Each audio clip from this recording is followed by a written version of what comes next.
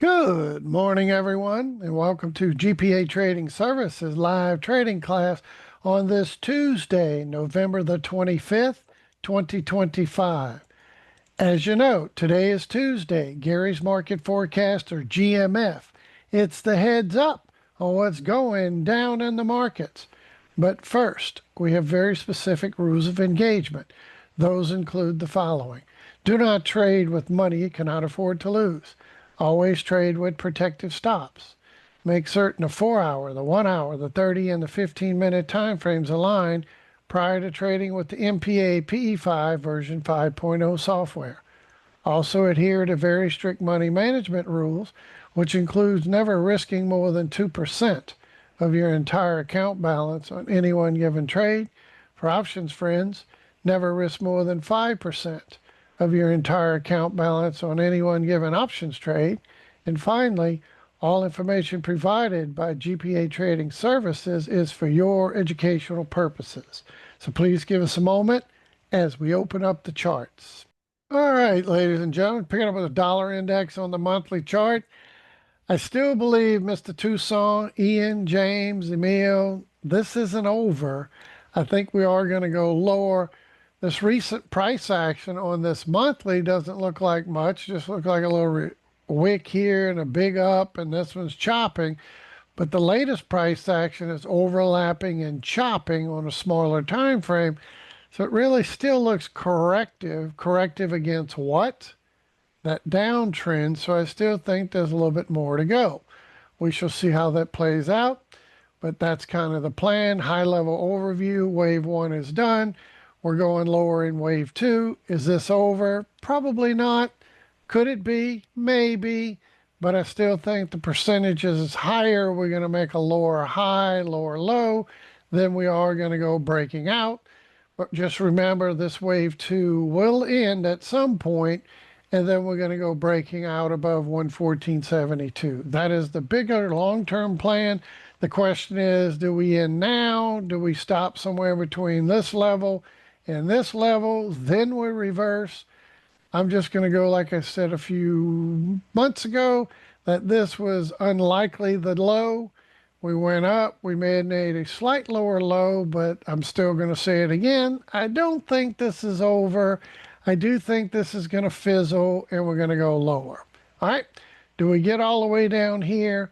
Only time will tell, but we shall see. Fair enough. All righty. So let's go over to the charting platform and look at what we're talking about. Ever since this recent low, we've been getting a lot of overlapping, chopping action. And this doesn't look like a five-way. 1, 2, 3, 4, 5, 6, 7, 8, 9, 10, 11. So it's overlapping and chopping. That's why I still believe we're going to go lower in the weeks and months to come. So I'm not convinced that this is the bottom reversal, but we still have this very important 618786 zone that we not only need to take this low out, we need to start going toward. And once we reach this low, then it sets the tone, lower lows, right? You see it down here. So from this low up to that high, basically, I think that did tick just a tick higher. Let me double check that real quick. Yes, it did. That was 100.36. And this one ended up going to 100.395. So this officially, I'm going to move this for a second and just, it's not really going to move this green box because it's such a little difference, but I just want to remove these other ones just so I can get over there. I got too many of them on here, but this is the big one I'm looking at, this low up to this current high. And remember the little trick I found out, you hold your control key, that blue box says magnet mode is on, and then you bring it toward the top and it'll lock it in where the high is instead of trying to figure, oh, what is the high? Let me go in and manually do it. So that is helpful. So you can see it didn't really move this box at all. The green box is still here from this low to that high, or this low to the current high, still the same. So in closing, Is this likely to go down? It's possible we could bounce here and still go up there, but this still looks a lot of overlapping action. No matter how I look at this, it's overlapping and definitely looks a lot more corrective, and corrective against what? The prior downtrend. Got it? So we've been in this downtrend and this is still corrective. So the logical mode would be we need to make a new low. And I know it's a long way off before we get to the, well, once we start closing below that 98.50 we discussed, then that kind of sets the tone that we're going lower. And once we take out this 97.80, then we can say, well, if this goes plummeting down here, we close a candle body, not a wick, but a candle body down here, then we have a 75% chance we're going to make a new swing point low. I think we can call it now that we have a high probability we're still going to make a low because all this still looks corrective. Now, anything is possible, right? If the Fed does not cut rates in December, typically when you cut rates, it weakens a currency. And when you raise rates, it strengthens a currency. So part of this big bounce was initially as we started cutting rates, and then he paused it. And he's like, is he going to cut it again? And we're going to do it again. So some of this might have been based on, well, he probably won't cut rates. Kind of flip-flop. It went up from like 90-something% down to 22%. He was going to cut rates in December. Now the bets are it's like at 85% up again. So it's flip-flopping if it's going to cut rates. But I think if he keeps cutting rates, likelihood this will continue to correct. Fair enough? So it's not always direct correlation. Well, does that mean, Emil, whenever a bank, whatever institution cuts rates, their currency always goes down? I can't say that. And whenever they raise rates, can we always see a currency always strengthens? No, but it's kind of a general rule of thumb. And we've been starting to cut rates since we stopped raising rates and started to cut rates. We've been more or less in a pullback, but it's still corrective. So does that mean this pullback will continue until we get to such a point where inflation is so high and our debt is so horrible, the only way sometimes to take care of this outrageous debt is to let inflation get out of control? And that would be we start raising rates again. Is that when this is going to bottom and reverse and go up? That's the bigger picture, bigger question. But I can't say that. I just look at the technical picture now. Whether they cut rates, raise rates, leave them alone, I still look at the technical picture to see what's up. And this latest move down, all of this corrective, even just looks like, stair stepping higher and higher and higher. It's still corrective.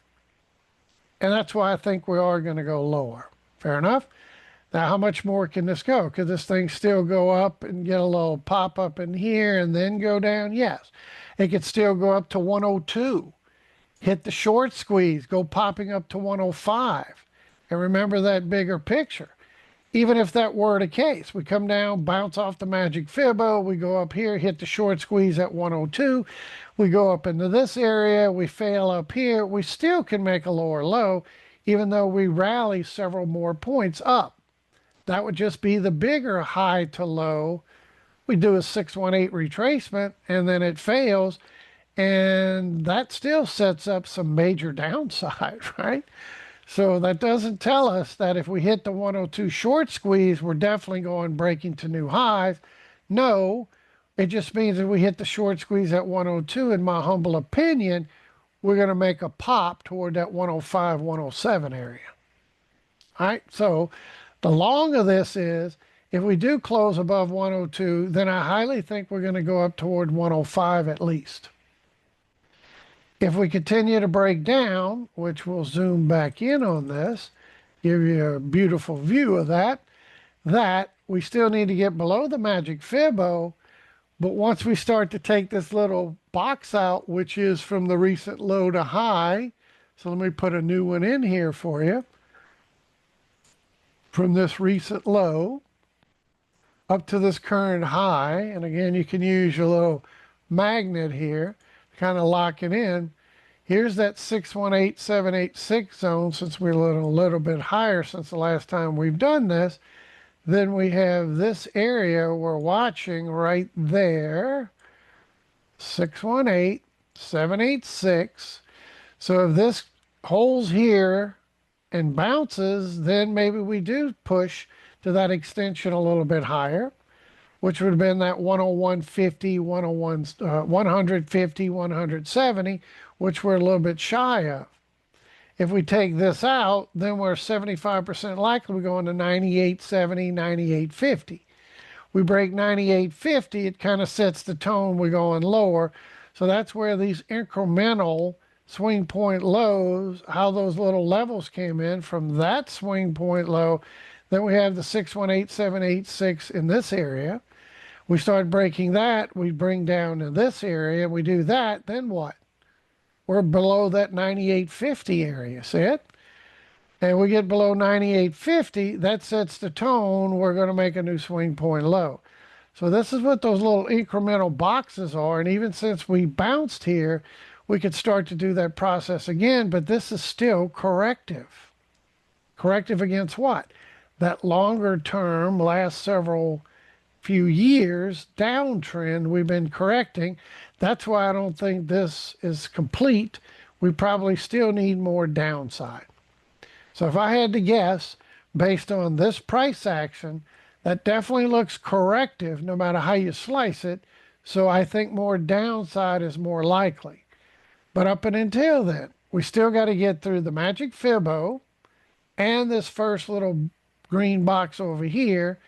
Then I could just basically move, not those, but move these boxes. And we got them just incremental like steps. Bring this over here. These are like stair steps. And then we'd have to take that one out. And then this one out. Ultimately leading us to the big step, which is over here, this big darker step. Everybody good so far? I'll take this one out, remove it. So my humble opinion, James, Ian, Mr. Tucson, Harold, Alan, James, all of our archivers, Mr. Walter Storff headed lower. We take this out. We go to the extension, which then takes this out. We go to the extension, which takes that out.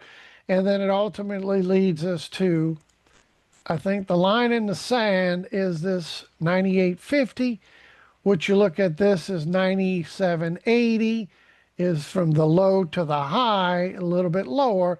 But I think if we take this 98.50 out, that really sets the tone. We're going to a new low. So incrementally, I still think we're going lower. So I'm going to say that more than likely we're going to start stair stepping lower.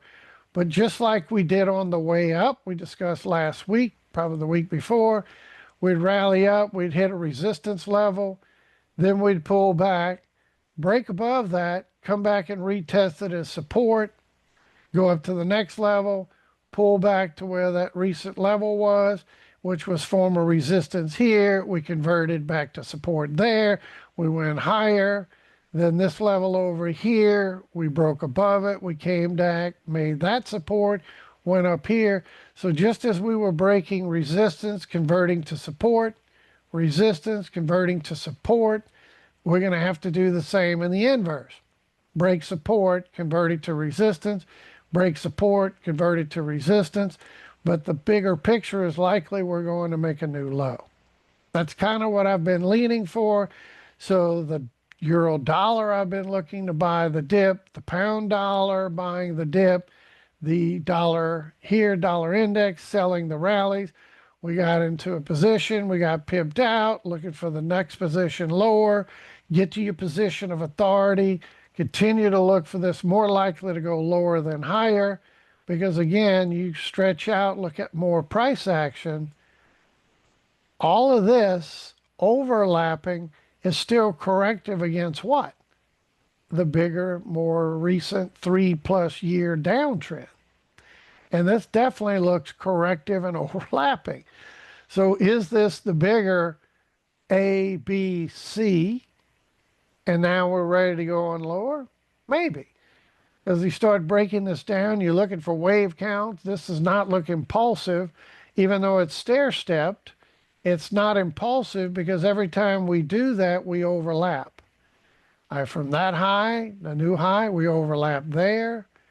From that high to this high, we overlap. We kind of discussed that last week. I'll zoom in real strong to show you that. This is not conducive to a bottom reversal where we're ready to go breaking out, because you get a leg up, you get a retracement, that part's fine. You get the next leg up, but this retracement went into the area of that. That's not good. We did it again. We went up, we came back into this area, overlapping. Still not to be denied. We rallied up again to a new high. We rallied back down, overlapped with that. So as I'm looking at this stair step, certainly it went higher. Man, we were at 96. We went up to 100. That's 4 points. That's beautiful. But every time we stair step, we overlap. Stair step, overlap. Stair step, overlap. And all that stair stepping and overlapping equals corrective. And again, that's my humble opinion. So any questions on that? That's why I think we're definitely going to head lower more than higher. But again, that's why when you take these short positions, for example, you get to your position of authority. And when the euro was bouncing, we get to a position of authority. If we get pipped out, we get back in. We get pipped out, and we make some pips each time. That's fine.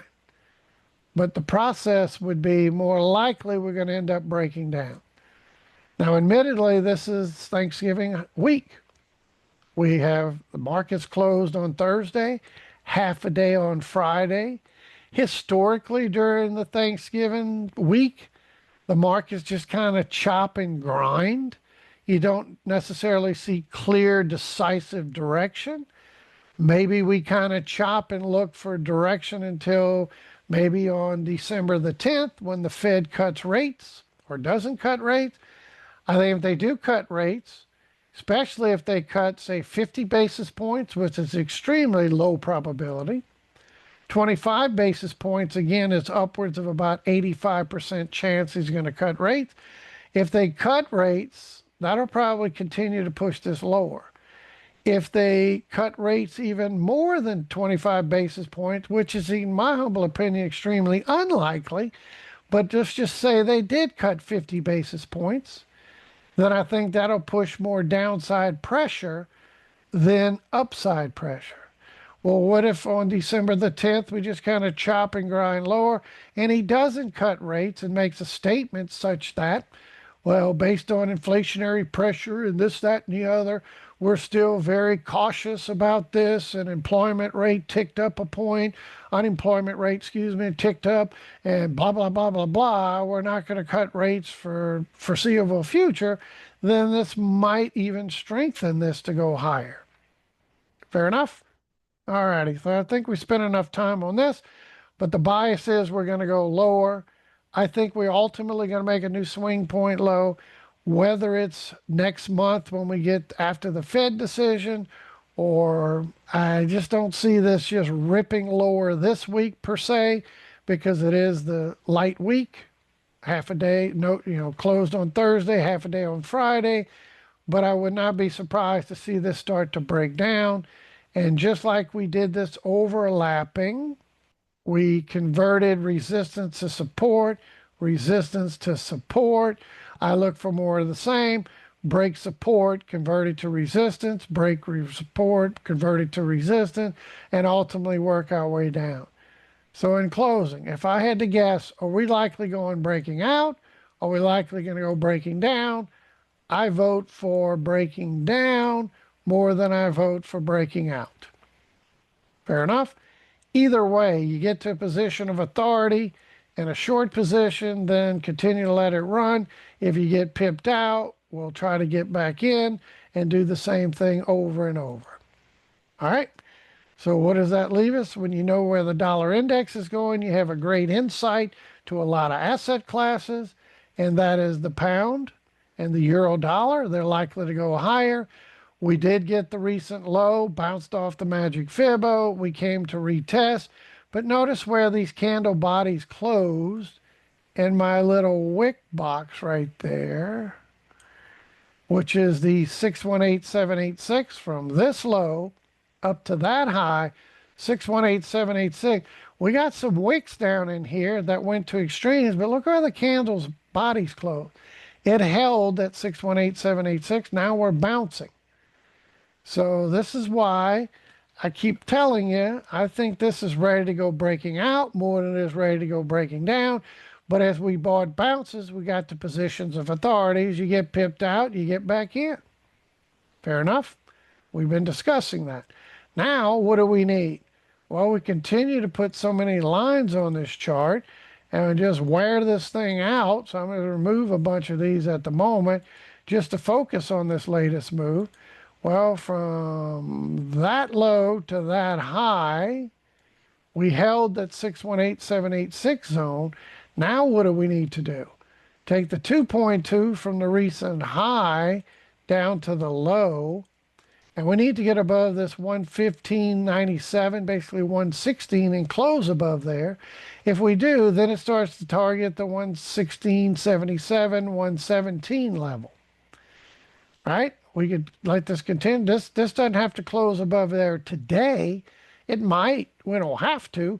But if we start closing up, say, above 116 with a candle body, not a wick, it sets the tone. You got a 77, basically 77 to 9700, anywhere from 77 to 100 pip high probability outcome once we close above 116.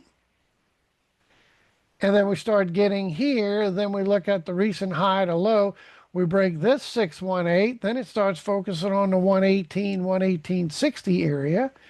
And then you go from this high and continue that process. And then from that high to this low, we start closing and reaching those extensions. Then we're going to break above this 117.50 area. And then that sets the tone, the 119.80, 120. So is this the way we started taking support, breaking it, come back as resistance, break it, come back and test it, break it, come back and test it, break it, come back and test it? Now we need to inverse that, where just like the dollar, we were breaking resistance, converting to support and going higher. This was breaking support, retesting it as resistance, breaking support, retesting a resistance, breaking support, retesting a resistance. Now as it flipped, we're going to start breaking resistance, converting back to support, right? So I'm still thinking this is a good opportunity, be in a position of authority on this bounce, and then let this baby run, because the bias is, I think we're going to go breaking new highs more than we're going to go breaking down, but it's still got to honor its idea that the recent high to low, we get above 116, then we have a 75% chance we go into 116.77, 70 plus we go into 117. We get to 116.77, 117, then it sets the tone, like I was showing you incrementally, go back from that high to low, and we start getting to that level, then it breaks this 618.76, which now puts us at 117.60, 118. And then we continue the process and we break that, then we start targeting 1830, 1860. And then ultimately from that swing point high, we get up anywhere above this 117.50, 118 area. Then it starts targeting 119.80, 120.30. Fair enough? All righty. What about the pound? Same type of thing. The pound's even bouncing a little bit stronger. It was a little stronger to the downside. It held the 618786. We're bouncing out of that. Where's the next place we should find big resistance? Up here around the Magic Fibo and this big green box from the recent high to low. That's an area we need to break above. We do that, start closing above the Magic Fibo, then we could start targeting 135.40, 136 basically. And then we could kind of do the same thing with this. Emil right here. What if, Emil, we go up here, we close in, we get up here, we close, candle body, then we target the 135.40, 136 area. And once we start getting up there, then it sets the tone based on just pulling that higher to the next major swing point. It allows us to start closing above this 134.50, 135 area. Then it sets the tone. We go on to 138, 139. See it? So incrementally, we broke out support, retested resistance. We broke support, resistance, support, resistance. So do we start to inverse? This is the low, that's the high, that's the higher low. What we don't want to see the pound do is bog down in here and fail and then break back down. We want to see this thing break above to start targeting those extensions. So even if you use a 3-point tool on this, which kind of sets this, and again, you use the control key, and that'll help you pop it in at the low, up to the high, to the higher low, which looks like that one.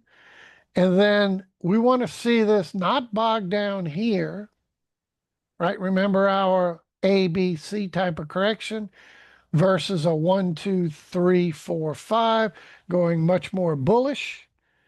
We'd want to see this rally not bog down and reverse from here, but go up toward that 133 area. So for example, if this is the 1 and this is the 2, in order for this to be a 3, it really needs to go pushing up toward that 133 area.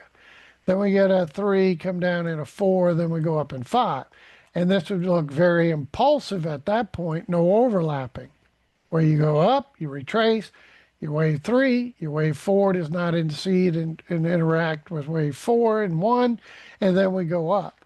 That could be what we may see. Obviously, we need to see something like this in order for us to go up and start targeting 138, 139.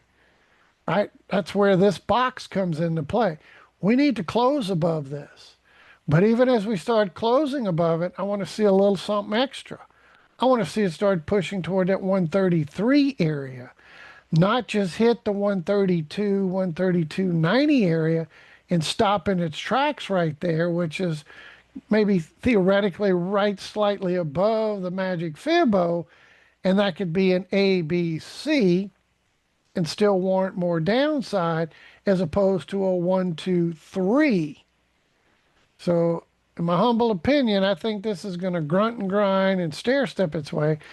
Be cautious and be patient because, again, this week is not the robust week with closing on Thursday and then half a day on Friday. Limited action during this week of Thanksgiving. Fair enough? All righty. But that's kind of what I'm looking for. So get into your position of authority. We went from this swing point low down here at 130, and we're up at the high right now, 131.80. So again, we got 100 plus pips. We got pipped out. You could be up another 100 plus pips and be in a position of authority. I do think this is going to go higher. So what does that look like when you talk about the software? I think on the dollar index, we're going to go lower. So I'm just going to place this trade and go short here. We got the trigger. Once I hit trade, it automatically took the short because we were talking about shorting this thing.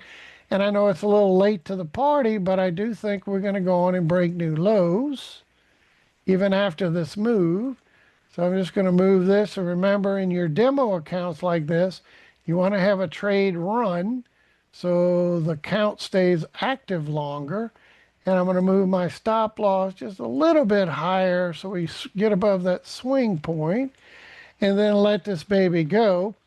And as we get to a position of authority and this thing breaks down further, then we'll get to our position of authority, which is the inverse. The euro's already bounced on this. We're engaging, disengaging. We have right here, right, engage, disengage, red, blue, and green are hooking up. So I want to go long on this, and this is the euro dollar.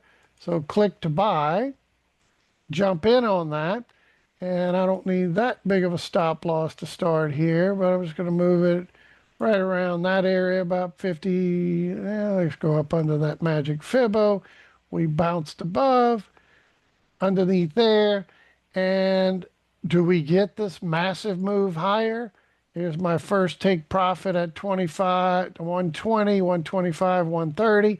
We can leave it there for now, but I'm going to get to a position of authority because based on this software, right, Emil, when we engage, disengage, the point where we engage down from, and now that we're disengaging back up, this scenario we call engage, disengage, where we were engaging down, now we're hooking back up. The likelihood we go back toward that high and make a new high is a very high probability. So I'm going to let this baby chop, grind, and play its way out. And then as we start breaking out, I'm going to get to my position of authority and then let it run. Fair enough? Same thing with the pound dollar. We could have did the same here. We engaged, disengaged. This one's getting a little closer to where we originally engaged down from, but I'm still going to go ahead and do this so we have some active trades running in this demo account. And the bias is we're going to go on and push higher more than lower. And I'll put my stop loss below the swing point low, give it a little breathing room. But the bias is we're going to go above that prior high, make new highs. And as we start to get above the Magic Fibo I showed you on the charting platform, we need to start pushing that 133. So we could be up another few hundred pips. We're already up a couple of hundred, well, about 100 plus pips from where this low was. It moved about 150 pips. It pulled back just a touch off that wick. But the bias is we should start pushing toward the 132, 133 area.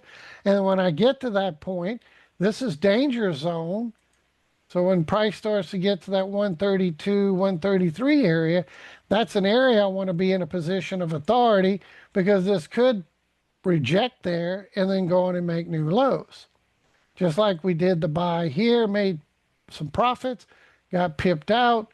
Buy here, make some profits. We could get pipped out again, or this thing could continue to run. And the next thing we know, we're in this trade and we're up 1,000 pips or 800 plus pips as we start reaching toward this 138, 139. Okay? All righty. So there you have it. I do think we're more likely going to go breaking out, break this high, make a new high, start pushing toward the Magic Fibo up here. Once I get there, that's when I should be in a position of authority. Doesn't mean I should close the trade because it could reverse. That means take a profit, put it in the bank so that we still have some in the, some skin in the game to keep running. A little something, something, let that profit run.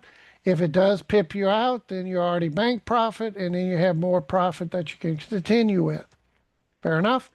All righty. Dollar yen. If the dollar continues to break down, I expect this dollar yen to continue to break down. If you did short that, which we got a nice little hook cross trigger on that, then I'd be in a position of authority on this.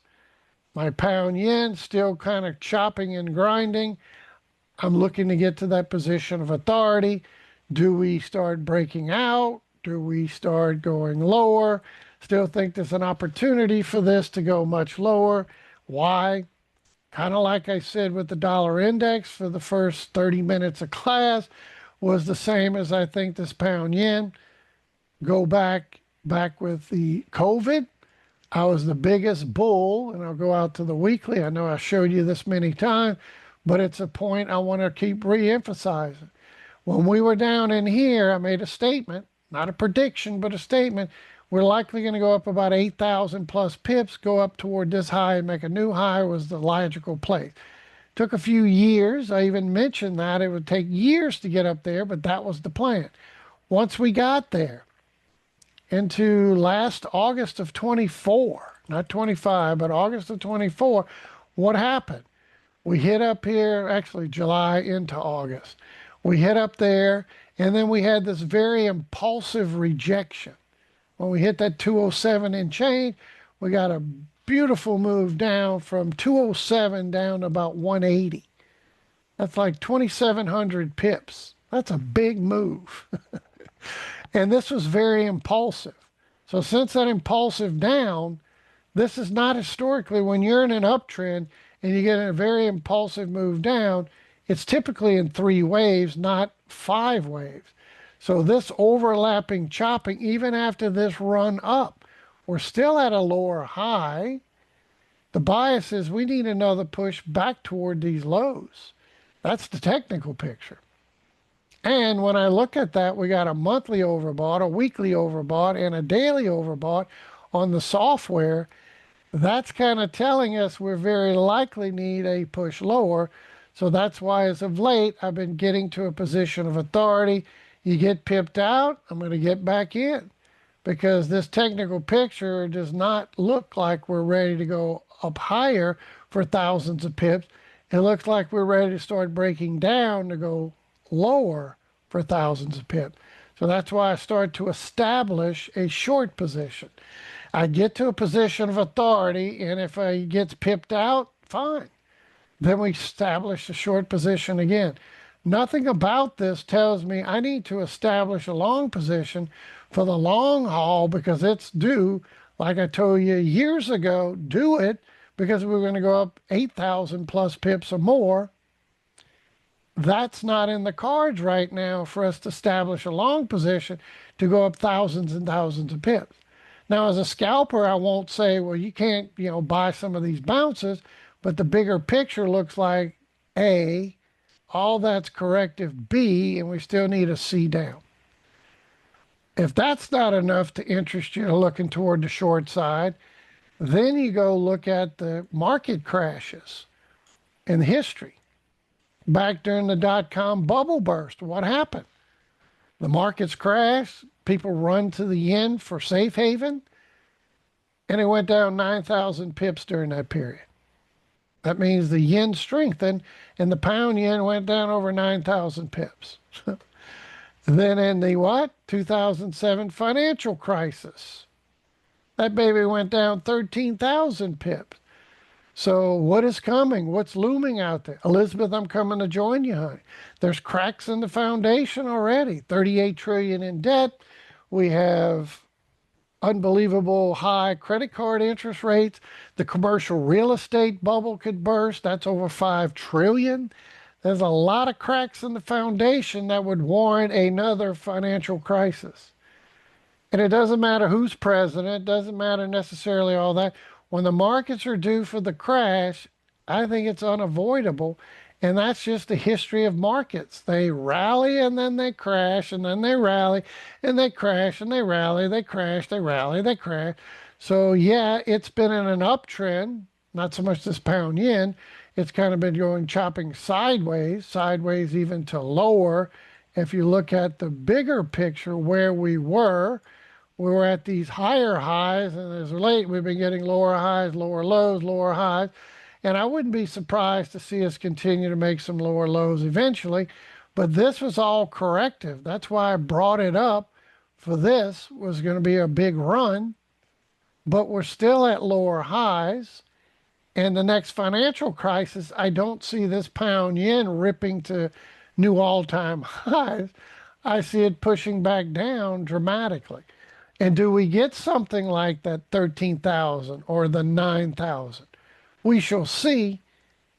But for now, we need a few thousand just to make this A, B, C correction. Even if this were to go higher, we're likely still need that correction. Tie that in with Elizabeth, I'm coming to join you, honey, which is likely going to occur sometime in 2026. We shall see. But we'll just play it one day at a time, one trade at a time, one technical picture at a time. But I still think this is worth the effort of establishing a short position on the pound yen. It's one of my favorite pairs to trade. It's one of the most volatile of the Forex markets. That's why I like it, because volatility equals opportunity. And you definitely need to be in a position of authority when you get to those moves, because this thing could sneeze 100, 200 pips. So when I trade it, Emil, I don't trade with a 10 pip stop loss. You might as well give the money to your broker. I typically don't trade with a 100 pip stop loss.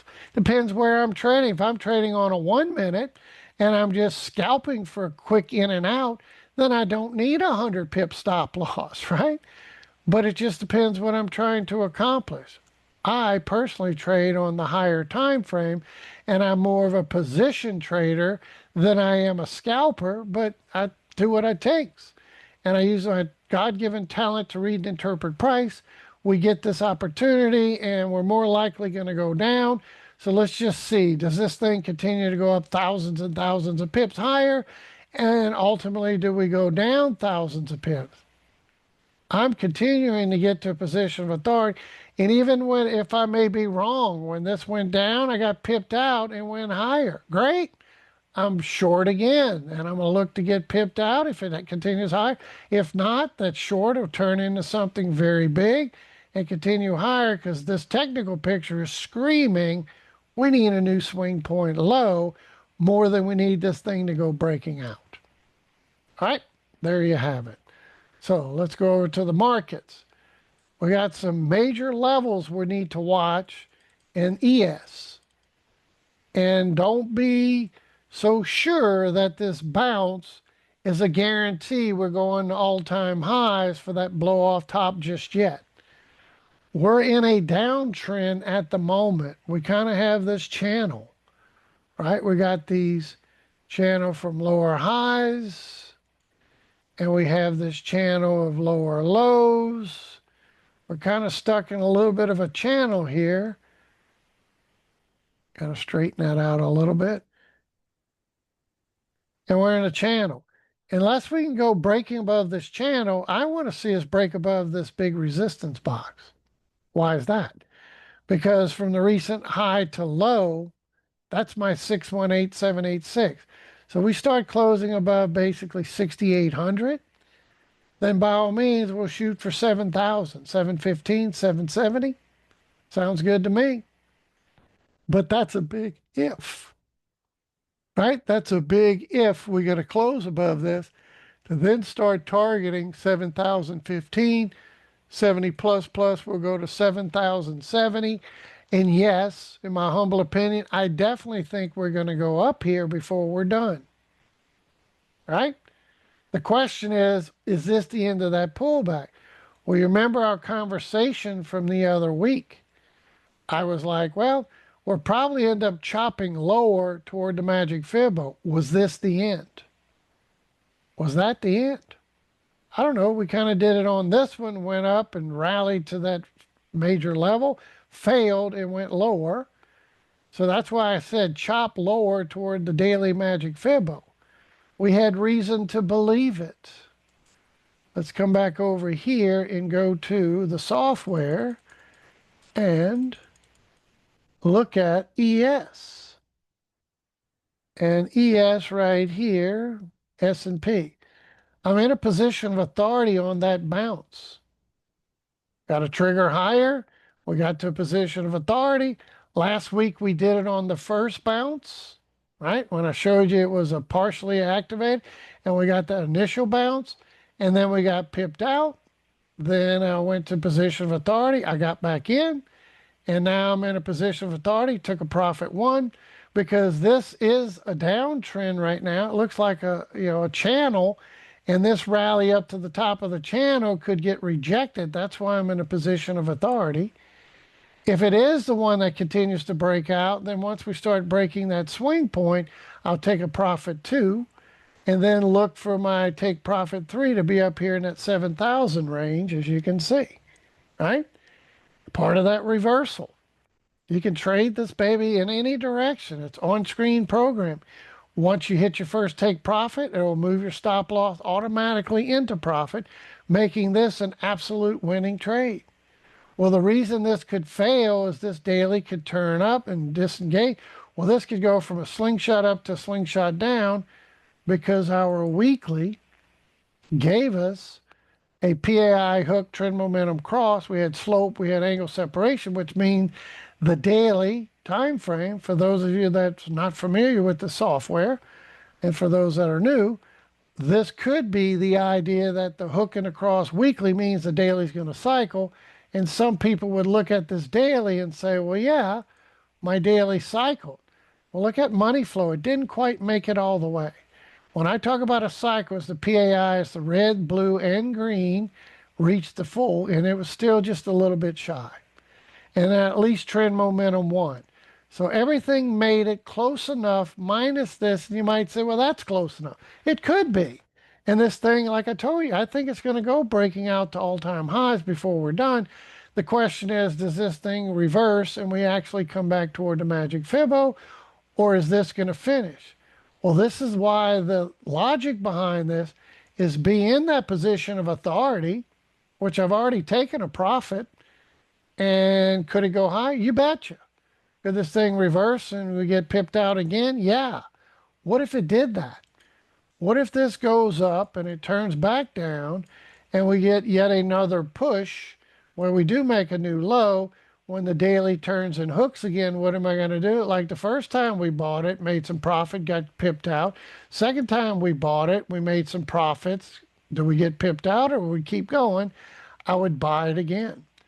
Because no matter what happens, this is just software wise, I was just showing you, but looking at the charting platform, if we can't go breaking this trend line and get up and get into this area and basically get above 6,800, to then tell you 75% chance, that's why I like these odds, right, Emil?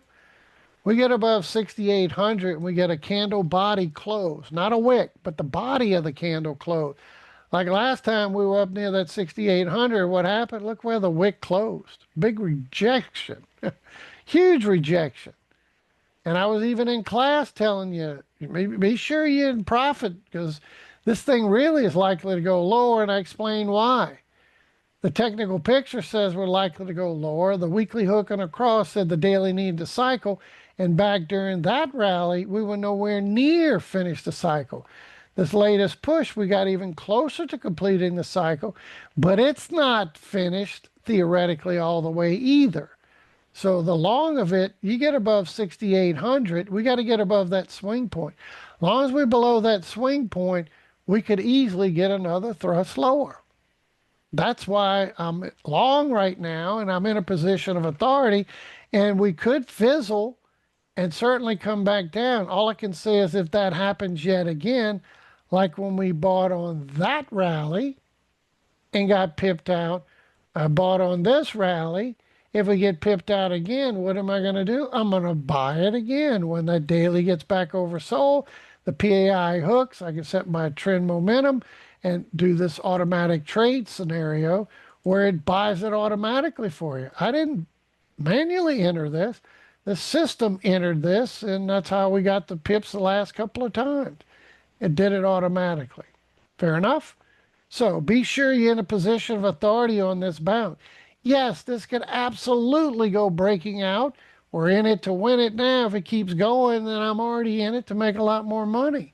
Otherwise, don't worry that if this thing reverses, we get pipped out for profit, then the daily comes back oversold. When it reverses again, I'd buy it yet again. We talked about it last week. Buy the D1 PAI hook from oversold territory. That's the definition of the PAI hook from oversold territory. Even though the money flow wasn't all the way, I set it to buy it, and there you have it. Any questions? So the long of it, we absolutely have to get above this swing point, basically 6,800. We close above 6,800, then we have a 75% chance we go into 7,000, 7,015, and a 70 plus we go to 7,070. If we fail and we push lower, then we're likely going to get another swing point low, and then we start to look for the Magic Fibo to come into play, and that's kind of where I was looking for in the initial move lower. I'd like to see it at least go to there. Well, what's up? Our FOMC on the 10th, right? Here's the end of this month. We got a little CPI, I think, was released. Let me get in this week. And today, yeah, it was PPI. Had a little PPI, kind of in line with expectations. Retail sales, a little bit lighter than expected, I guess, here. So, I mean, this is some of the data that's now starting to come off. And then we have a little bit more data, durable goods tomorrow and unemployment claims. So it's not going to be so much these news releases because, again, it's a short week. Thursday's closed as far as the markets are closed, and then half a day Friday. But the big one is going to be next month when you get to December. And on December the 10th is our FOMC on the 10th, right? Are they going to cut rates? The right now it's about 85%. They will cut rates, but we may just kind of, just drift in the zone up and until FOMC. And the bias is if we can't break, so let me go back this way and get back to my chart. If we can't go breaking above here by then we could possibly just start drifting until next on the 10th. What does drifting look like? Got to stay in this range bound. Just come down here. Then we come out toward the 10th, wherever that would be on that scale. And then maybe after that, we get that FOMC.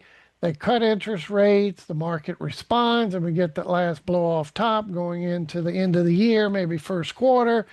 Then we get Elizabeth, I'm coming to join you, honey.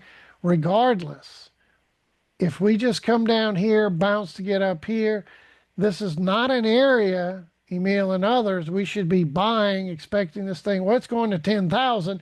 So I need to load the boat up here in the 7,000 range. We're going to get a big correction thereafter. In my humble opinion, no ifs, no buts, no ands. Once we get up to that 7,000-ish range and my bubble up here, we are going to get a correction. The question is it the Elizabeth, I'm coming to join you, honey style, or is it just another decent correction for more upside? We shall see. But that's been kind of the plan to get up to near 7,000 or close to it, maybe a little bit above it, and then we get a much bigger correction, more than just the daily Magic Fibo. We're talking substantially bigger than that. And if it is the Elizabeth, I'm coming to join you, honey, then we're talking on a monthly time frame. We're talking correction back down toward the Magic Fibo on a monthly, which is way down in here in the 3,000 range. Ouch. That's the next financial crisis, Elizabeth, I'm coming to join you, honey, kind of thing. And this parabolic move needs to be corrected much bigger, right? We got a correction here. We went higher, correction. So all of this grinding higher, we need a much bigger correction because you look at this uptrend, we haven't had, and I've been talking about this for a few years now, we haven't had a 618 retracement from this low back in the 2009 end of the financial crisis bottom reversal. Ever since then, we've never had a 618 retracement in that move. So look where the 618 retracement is. So around 3,000. At least the Magic Fibo, maybe a little bit deeper. But we're due one of those. And this looks like your parabolic move.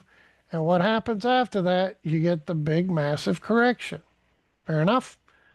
All righty. So in the short term, well, Gary, I don't care about that, 26, 27. I want to know, how do we make money today? Well, you should be in a position of authority, and I'm not going to say there's no way we can't break up here to go breaking higher. That is the plan for the ES to get up to this bubble up here. The question is, do we fizzle here and go lower first, or do we go higher? What I look at this correction, we're not really seeing a lot of bullish price action. Our initial push, we got a bounce to a lower high, a lower low, lower high, lower low. We're still at a lower high, so we're still in a downward angle trend channel. Until price proves otherwise, we could easily see this rally. Just like the prior rally fizzled to a new low, this could fizzle to a new low. And all I can say again, if that happens and pips me out on that long position, then when it gets down here near the Magic Fibo and that daily on the software turns and hooks back up, I'm going to go long again. Because the deeper this goes, the more we need to go higher to get to this bubble. Then we talk about the much bigger one. Do we then come down to the 3-day, the weekly? Which one do we come down to? That's what these big bubbles are. They are the difference. That's the 3-day bubble where the Magic Fibo is lying. Then you have the weekly bubble, is that one there. And as time passes, you got to adjust it a little bit. But there you have it, my 3-day, and adjust that a little bit. So which one's it going to be? We haven't reached the daily yet. That's the one that's sitting there. We're just a little bit shy of it. So just because we bounced is not conducive that we have to go breaking up here. All roads, whether we do this, Emil, whether we come up here, fail again, come down here, then go up there, all roads leading for us to come up here. Then after it does that, leading for us to come down one of these. Is it the 3-day? Is it the weekly? Or is it the monthly where we get the true next financial crisis? But either way, I'm going to go out on a limb here and tell you once we get in the 7,000-ish range, somewhere between 7 and 72, kind of the where I'm looking for these extensions, when that happens, this is a perfect opportunity for a shorting down. It could be the big one where we not only go to the daily, we go to the 3-day, the weekly, go all the way down into the monthly. But that's kind of the plan. Look where the monthly is. It is way down here. Look at that guy. I need to have this thing stretched out so it's just super bigger. But that's kind of the plan where we probably come, if it is Elizabeth, I'm coming to join you on in a financial crisis, then we're likely coming way down here, not just the daily, the 3-day, the weekly. We're going to come absolutely all the way to the monthly. We're overdue for this, long overdue, because these big runs, we haven't had 618 retracements off of them. And if you go all the way back since the 2009 financial crisis bottom and reversal, we haven't had one since then. So we're overdue for one of these. Amen?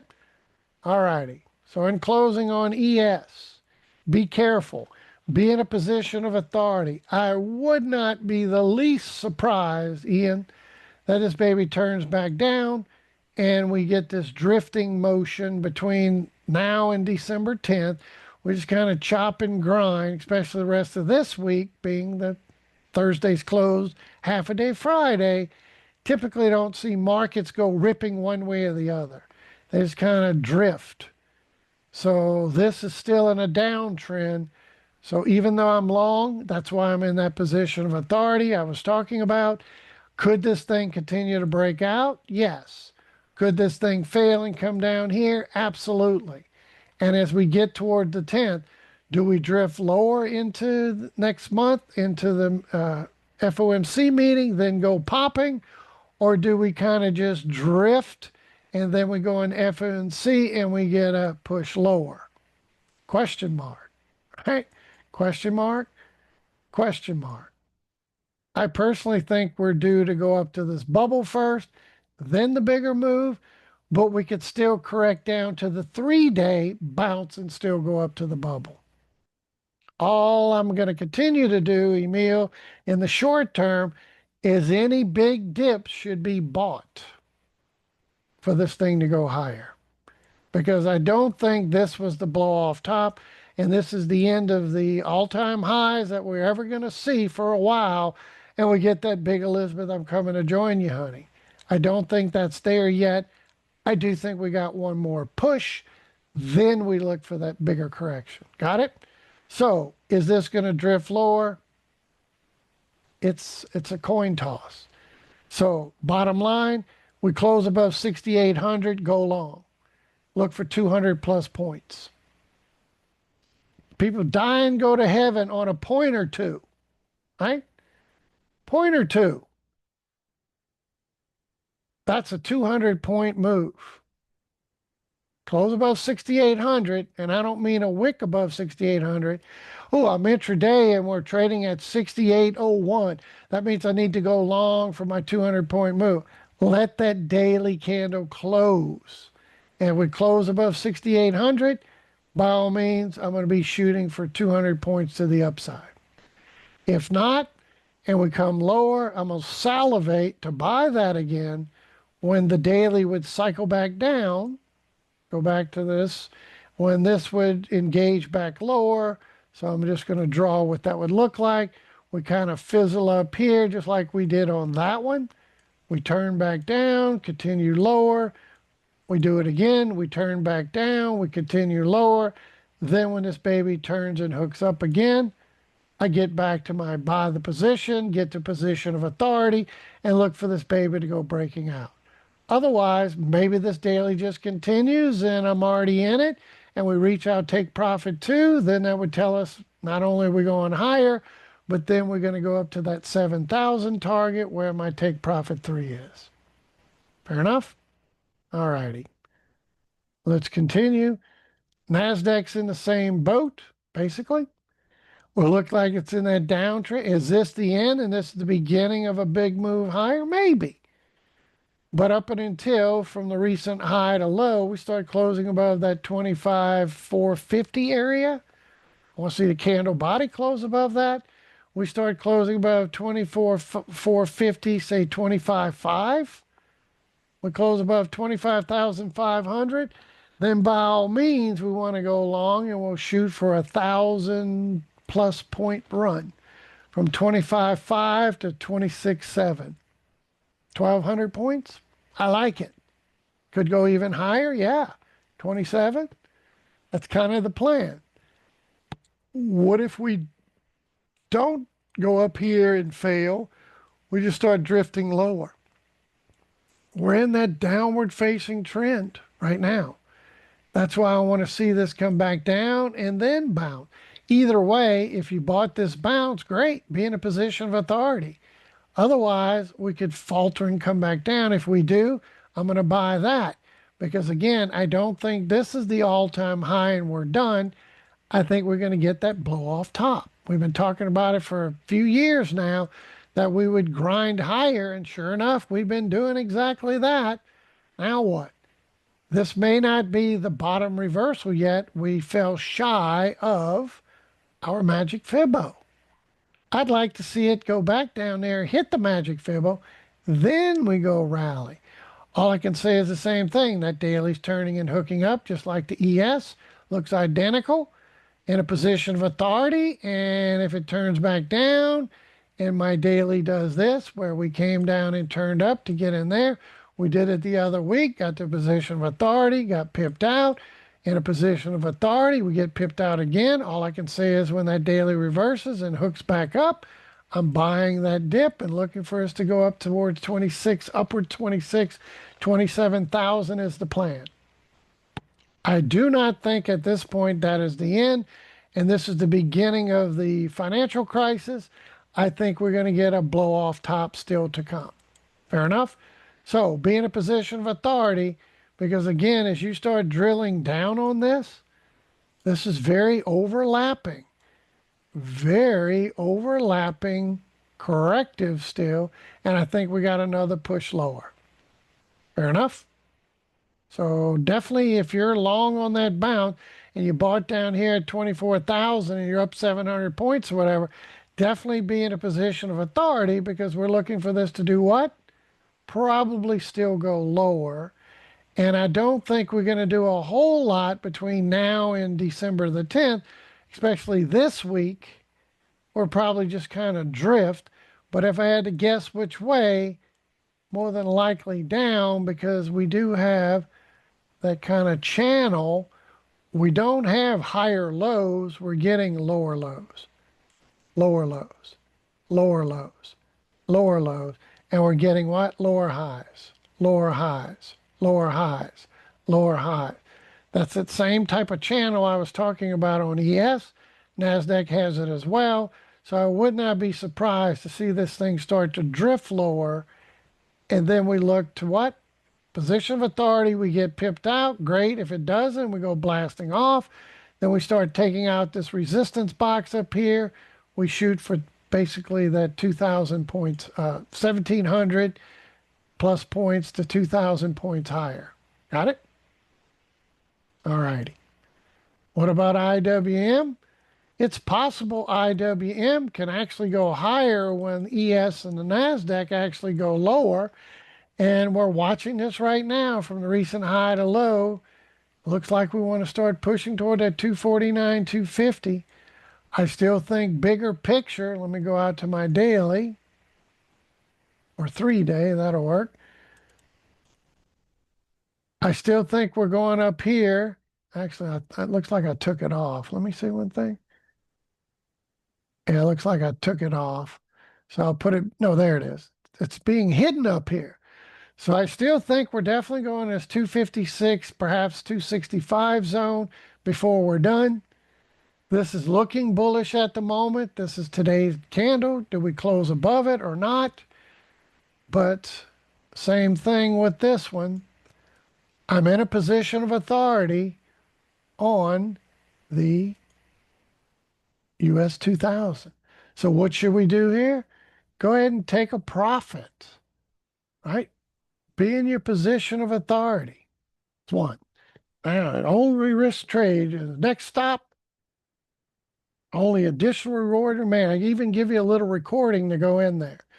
So we're still testing that 618 zone. My 4-hour is overbought after that hook and across, right? We're in overbought territory. This is typically when I get to a position of authority. Just looking at the software cycles, this is typically when I get in. When did I get in this? When my daily reverse. We got that trigger, we got in, got to a position of authority. And now what? This thing could fizzle and go lower and pip us out. What if it does that? Then I buy it again. Just like the last time when we got in there and had that nice little pop, we got pipped out, we do it again.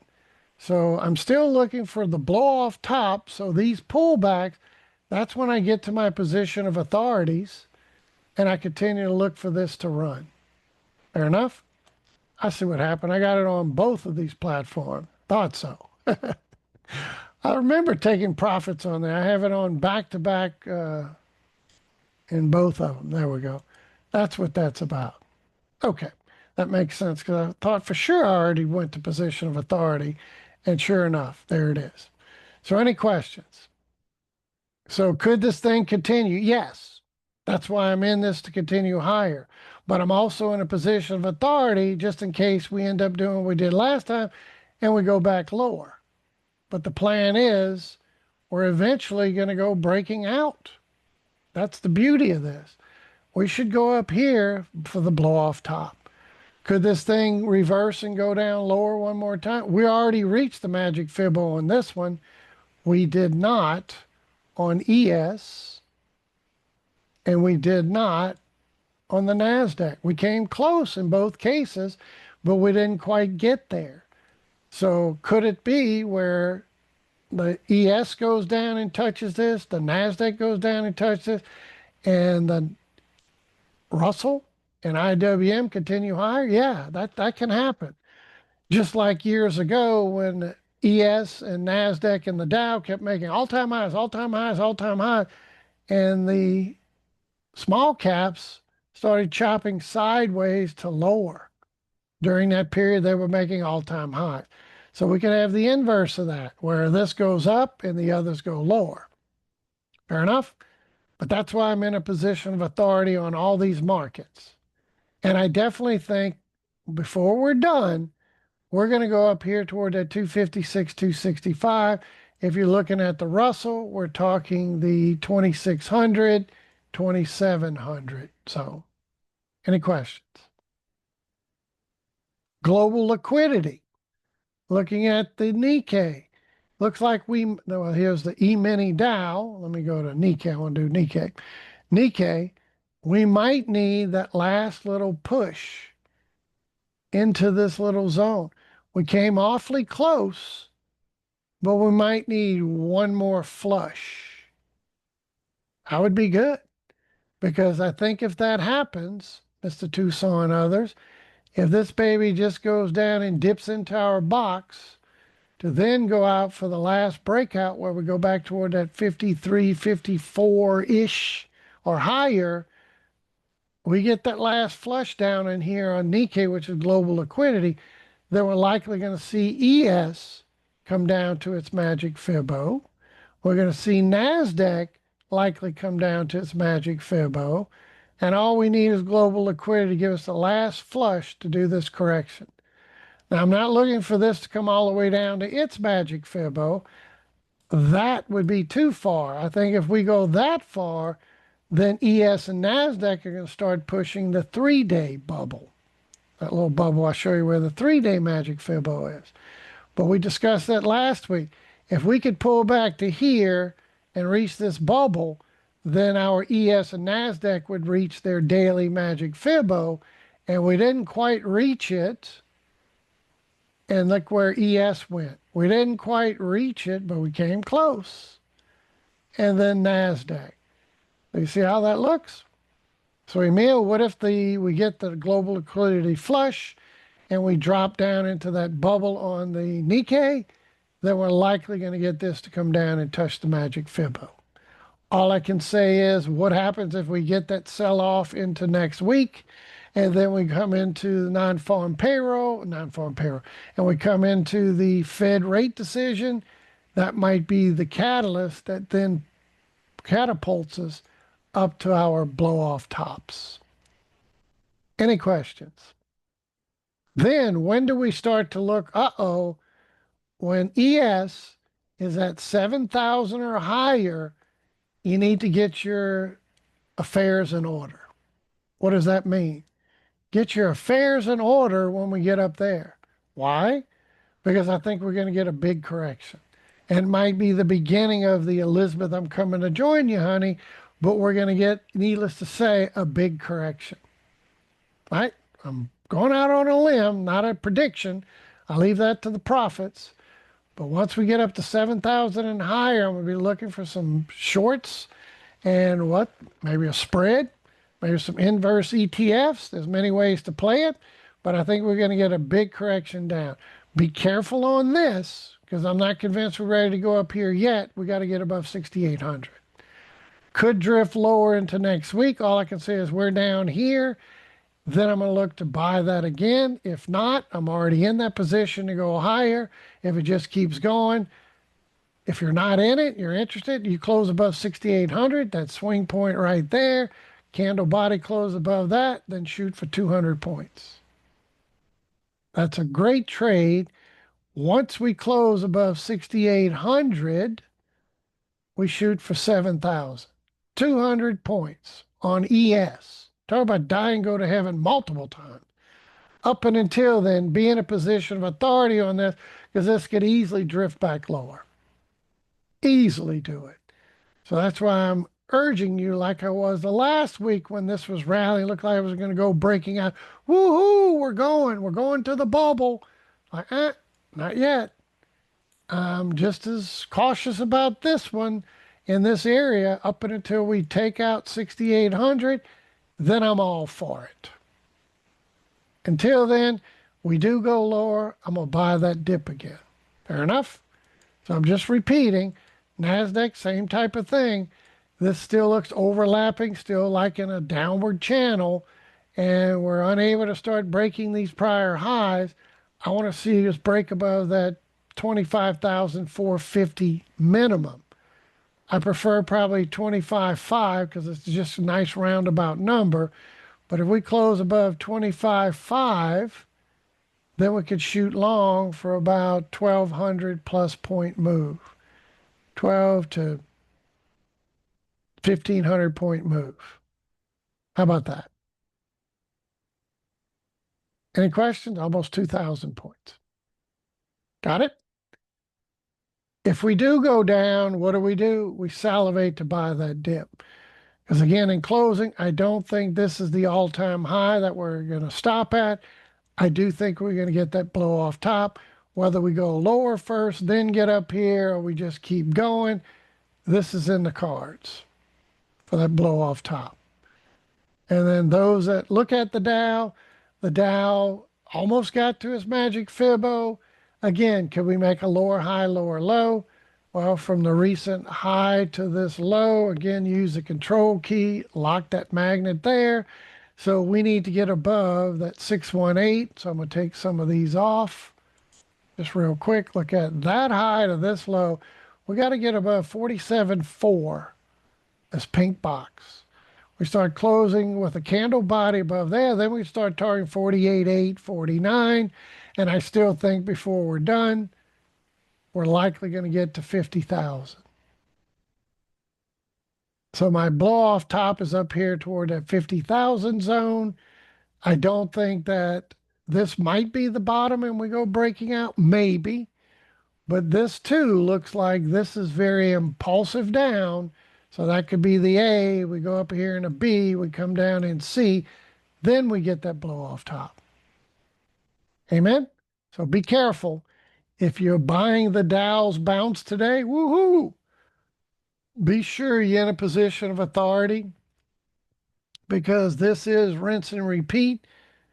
And we come over here to the Dow.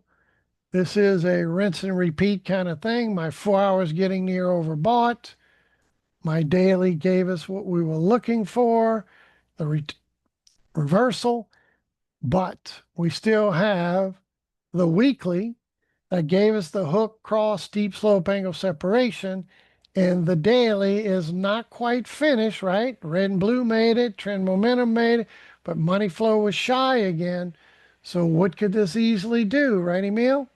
It could turn into this slingshot higher, disengage, we can engage, disengage, or it can do this, go from a slingshot up to a slingshot down, where that's why that 618 off of that move is so important to break above, because we go up here and fail, then we're likely going to get another push lower, as this would go up and turn back down, then do what? Buy the PAI hook.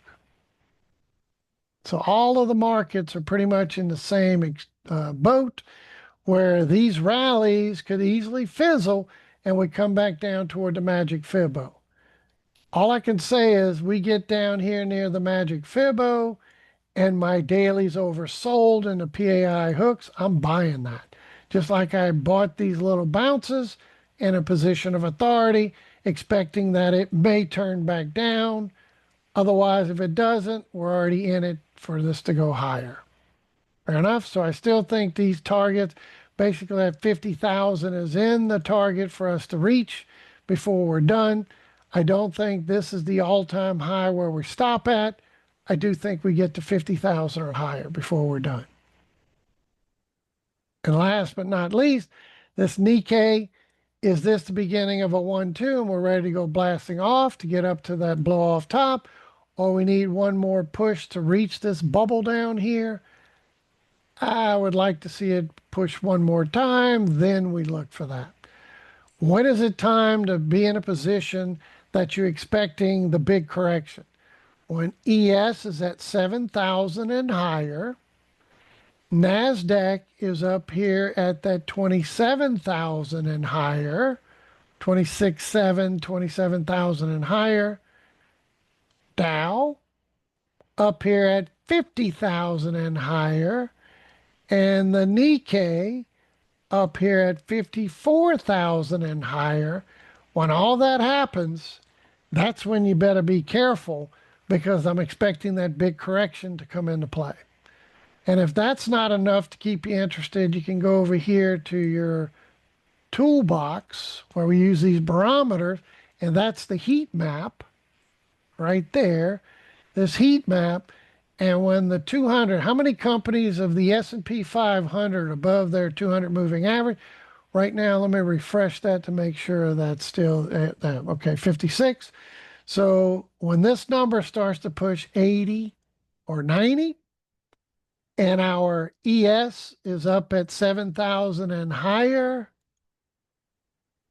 right? When we're up above this 80 or 90, when this baby's up in this zone, we typically don't get to 80, especially 90 or higher, very long before we get massive corrections. So that's what I would look for. ES above 7,000 or higher, Dow at 50,000 or higher, NASDAQ up at say 27,000 or higher, Nikkei up at 54,000 and higher, and this barometer for the S&P 500 up here at 80 or even better, 90 or higher. That's when we need to be looking for the Elizabeth, I'm coming to join you, honey. Fair enough? And the same you can do for NASDAQ. This is NASDAQ 50-day, but you can do the 100-day just as well, and a 200-day moving average. But this, we talked about that last week. We're likely going to dip down, and we're getting closer and closer. So this little bounce that we're getting, we might get one more flush. Then we get the smaller time frame to go back toward 80 and higher. What is this? This is an oscillator. It oscillates from extreme to extreme to extreme to extreme to extreme to extreme to extreme to extreme. That's what it's supposed to do. Last place we touched was from the bottom to the top, so likely need to flush this down. That would be ideal. Get this to come down to the daily Magic Fibo on the software. Get the daily back oversold, turning back up. When this, how many companies above the 50-day moving average? In the NASDAQ, you can see, let me move this up so you can see that. How many hundreds NASDAQ stocks are above their 50-day moving average? I'd like to see this push lower, get the daily bounce off the Magic Fibo, the daily cycle back up. We rally into the 80 and above, maybe even 90, get one of those big blow off tops, and we have the prices where we want. But the one we're desperately looking for when we do get those blow off tops is come back to this heat map. Right? It's interactive. So you come under NASDAQ, the Russell, we got NASDAQ, we got the Dow, but here's NASDAQ. You go over to your 200 moving average, you click on it, and you look at this scenario, and the last place we touched was down here. So the likelihood we go up to 80 and higher is very high. That's what it does. Touch down here, you go up there, you touch down here, you go up there. Sometimes you'll double top or kind of grind, but you touch here, you go up there, you come back down here, you go up there, you come back down here, you go up there. That's what we call an oscillator. So the perfect storm when it's Elizabeth, I'm coming to join you, honey. NASDAQ's going to be at 27,000 or higher, and this graph is going to be up here at 80 or higher. Got it? Along with ES, up in the same scenario. How many companies above the 200 moving average for S&P? And then the Dow, up above 200. All of them up there for their 200 moving averages. And prices where we're discussing, that's when we look for the big move lower. In the short term, Harold, are we going to get a flush here down? I'd like to see it before we get the blow off top on Nikkei. That would be this ES kind of fizzle here, go lower. Then we go up to the bubble.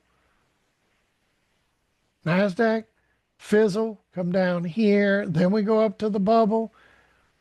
I'm already in a position of authority on that bounce, but we're still in a downtrend. We may need that last flush. If not, and we continue to break out, all I can say is no matter which one of these you're trading, we close above 25,500, go long and shoot for 1,200 plus points, maybe 1,500 points to get up there, right? That would be the plan. Otherwise, we flush down toward the Magic Fibo down here. Then we buy it with the same expectation. We're going up here. ES, do we break out to go to 7,000 or higher, or do we fizzle, come down here first, then we break out? Like I've been saying the last several times, we got these rallies, be in a position because it's probably not finished. Still in the same boat. We're still in a downtrending channel that if we don't go breaking above the 6,800, then we're likely going to come to a new low and come down here toward the Magic Fibo. But either way, you close above 6,800, I go long and shoot for 200 points. NASDAQ closes above 25.5, then we shoot for about 1,200 points / 1,500 points. IWM in a position of authority, looking to see where this baby closes today. This is critical.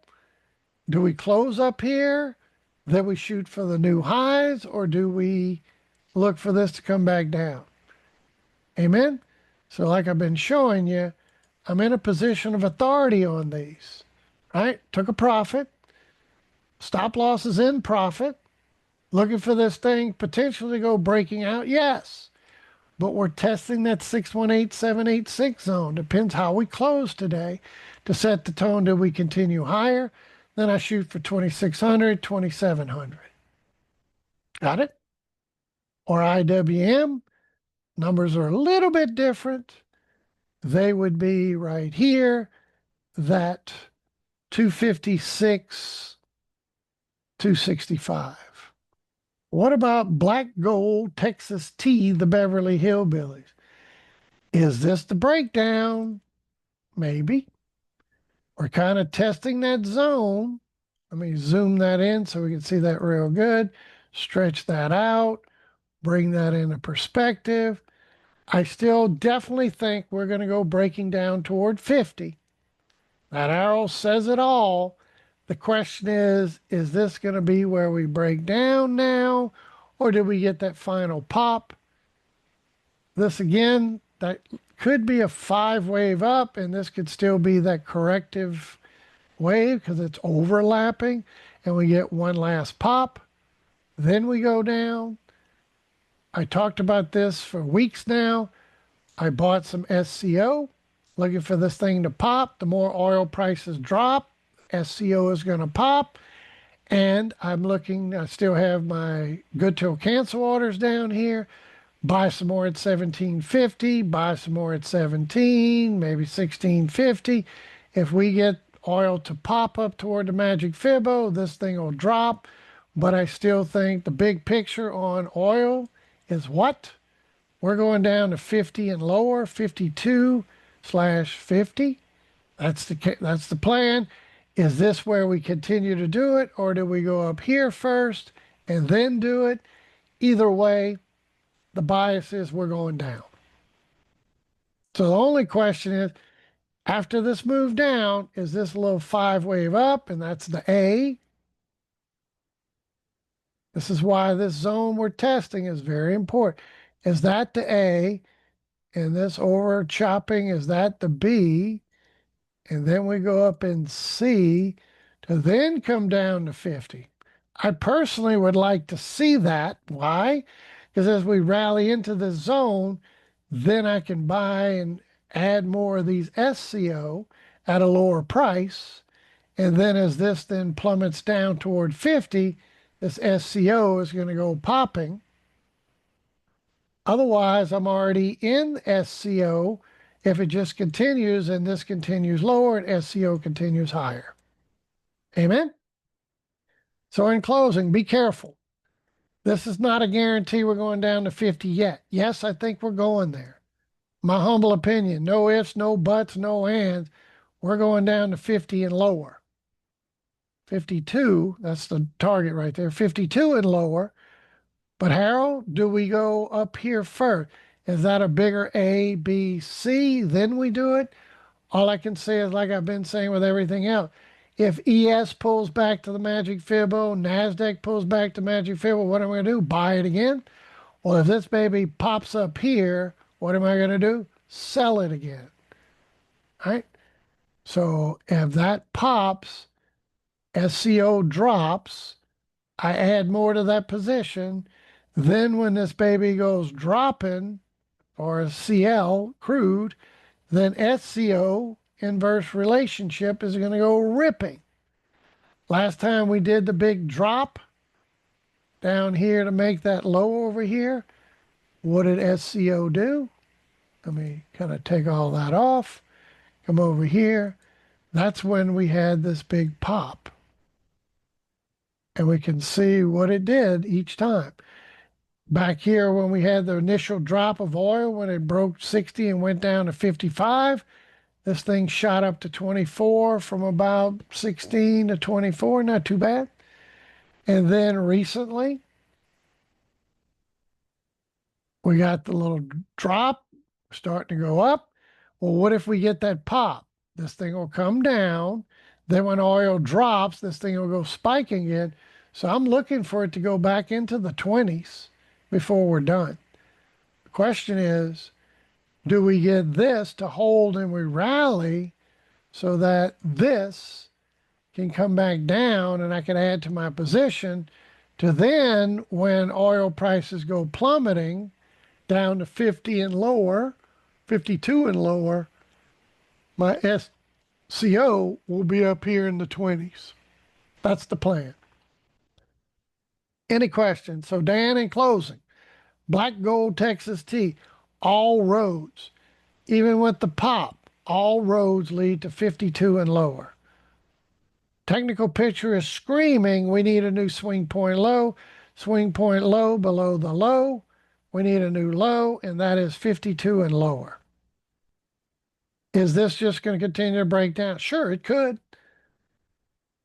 But if we do get that one more pop, great. I like it. Then I can sell that rally and buy the dip on SCO. So again, as oil prices go up, SCO goes down, right? Any questions? And then as oil prices then go down, SCO goes higher. How cool is that? And it's at a much lower threshold to buy shares, which I like also. So again, no question, we're going to 52 and lower. Is this going to bounce first? Is that the A, the B, and the C? I would like to see this just so that this will go down about 16, maybe 17, somewhere around there. Add a few hundred more, and then look for this baby to go plummeting. And as it plummets, this then turn around from 16, 17 up into the 20s. Nice little move. Any questions? No ifs, no buts, no ands. I see us coming down to 52 and lower. That's on the cards. The only question is, do we need one more little ABC pop, then a drop? So again, plan is to add to these SCO. If we dip below 1750 or lower, I'm adding more and more and more. The lower it dips, the higher that goes, the more that dips. Then we're expecting the big push from, say, up here in the 60s down to 52 and lower, which would be a $12+ drop. That would make this go from the 16, 17 up into the 20s, like it did last time. All right. All righty. And the technical picture is not clear and concise.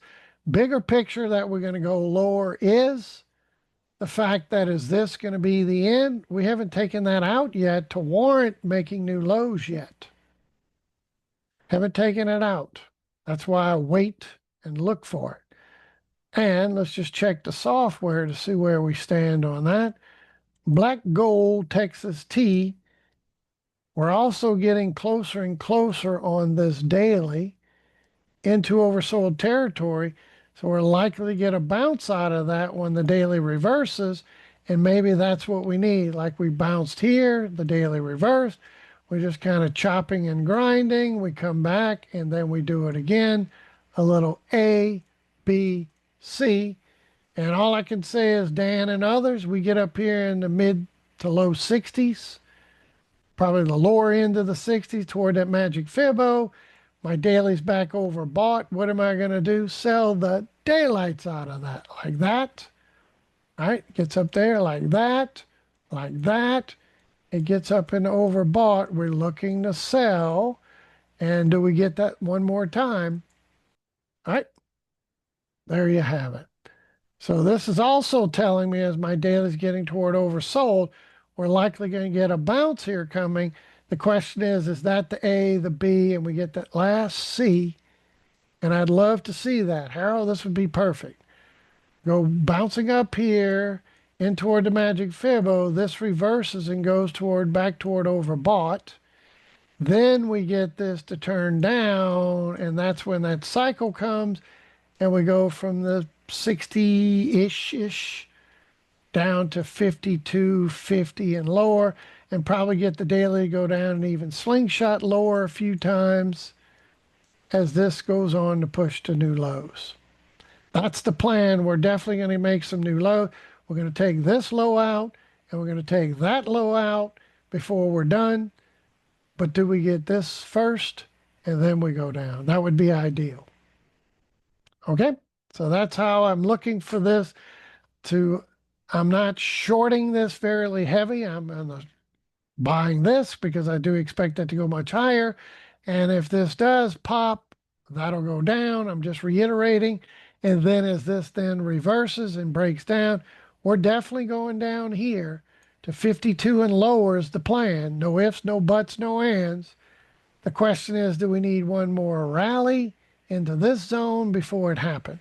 I prefer to see that just so I can have that many more shares of that. All righty. What about gold? Is gold going to go breaking? Gold's kind of stuck between potential two different methods. Is this the A, the B, and we still need the C down? Or is this the beginning of an A, B, and we still need the C up? But be careful with gold. As much as I'm a gold bull, and I think we're going to 5,000, 6,000, I do think this could easily come back down here. As long as we're below that swing point, we could definitely come back down. And even if this is the beginning of, right, what could this be? The A, the B, and the C. I'm still leaning more toward gold's going to still give us a flush lower before we're done and we go breaking out. In the short term, what could this be? It could be the reverse, where we're getting a bigger correction that this is the A, and of that A, this is the A, B, C to come up here for the B, bigger wave B, and then we still come down in C. So even though this thing goes breaking out, we take that out just a little bit. Be careful because we still end up with a lower high and a lower low. I'm not convinced that with this big run up, that looked impulsive. So this is more likely the A move down, not the correction that warrants this thing going breaking out. Got it? And why did we get that? I always go back to the software and compare what in relations we're seeing. And with that, we see a monthly that is overbought. We see a weekly that is overbought. And we got a weekly hook and a weekly cross. We got steep slope. We got angle separation. That means the daily was going to cycle down. And notice the daily never finished the cycle. Red and blue made it, but not money flow. So Harrow, here we are again. Weekly hooks and cross with steep slope angle separation, but dailies haven't finished the cycle. So this went from a slingshot up to a slingshot down, a slingshot up, slingshot down. And I still think this is ultimately going to turn and finish the cycle before we're done. And even if this thing gets back to overbought on this daily, that's still looking like the ABC for the next push lower of the bigger A, B, C. So be careful with this, meaning that I'm not convinced that this is the end of that pullback and it's done and we're ready to go blasting off to new highs, right? We need a deeper correction because again, in the software realm of MPA PE5 version 5.0 software, the last software you ever need is the PAI hook trend momentum cross with steep slope angle separation on a weekly equals a daily PAI trend momentum cycle, and we didn't get it. We got the trend momentum to do it. We got red and blue of the PAI. The only AI you need to worry about is the PAI, price AI. That's this. And based on that, we'll probably need one more flush before we're done. So I'm just trying to tell you, what if this goes up a little bit higher? Be extremely careful because that could be the A, B, C, B, and would still go down in C. Amen? So up and until we start closing above this 40, basically 4,300, then we're very likely not going to go making new highs. We're likely going to go what? Reverse back down. Just like this initial move down, we went into this zone, we rejected. We could do it again and still get that. So all I can say is what happens if we get down here, then we can look for an opportunity for the next big bounce. So this corrective action, after that move down, this is overlapping still corrective. That's another reason. We got this massive run up, we got this move down, and since that move down, we've been getting this overlapping action, which is consistent to one more of these, more than this going ripping higher at this point. But definitely, do I think this is ultimately going to go much higher in the long term? Yes. I've been a gold bug, as you well know, go way back out here since 2011 when gold was up here at 1900 Roan. I made a statement saying we'd go down to 1,000 before we bounced and went to 3,000. Well, I was off. We went down to 1,000 area, like 1,056, I think it was, and then we bounced. We went to 4,000, not 3,000. Although we hit it here and had a nice little pullback about 400 points, but still, I still look for the correction. And yes, we're going to 5,000, 6,000. That's next on these targets. You can see it's part of my extensions, 5 and then 6. But I'm not convinced that this little pullback, recent pullback, is the end of that correction. We probably need one more push.